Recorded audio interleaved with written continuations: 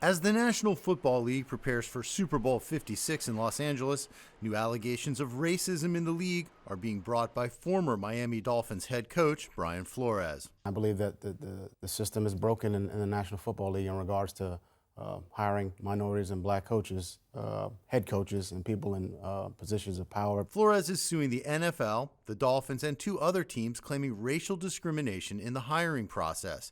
The NFL introduced a diversity policy in 2003 that requires teams to interview minority candidates for head coaching jobs.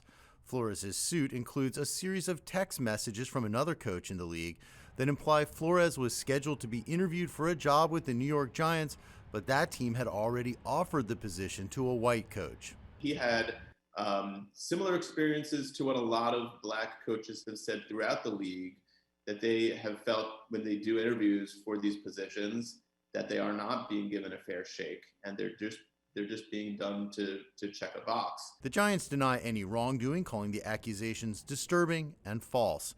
The other teams named in the suit also deny wrongdoing.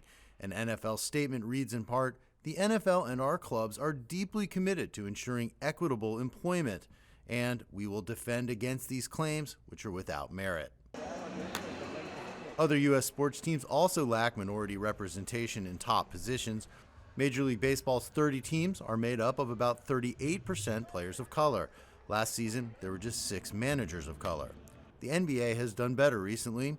About 3/4 of players in the National Basketball Association are black. After an off-season hiring surge last year, the 30-team league now has 13 black head coaches. The NBA is also the only U.S. pro sports league with a black majority owner, Michael Jordan, who owns the Charlotte Hornets. The NFL lags behind other pro sports leagues. About 58% of NFL players are black. Out of 32 teams, there are no black team owners. After Flores was fired in January, the NFL was left with just one black head coach. In recent days, 8 head coaching positions have been filled, but just one black coach and one multiracial coach were among the new hires. Former NFL player DONTE STALLWORTH says the league must change. For the league to run successfully, you need the players to be at their best. And for the players to be at their best, there has to be equity in the hiring processes. It's not clear if Brian Flores will win his suit or if he will coach again in the NFL.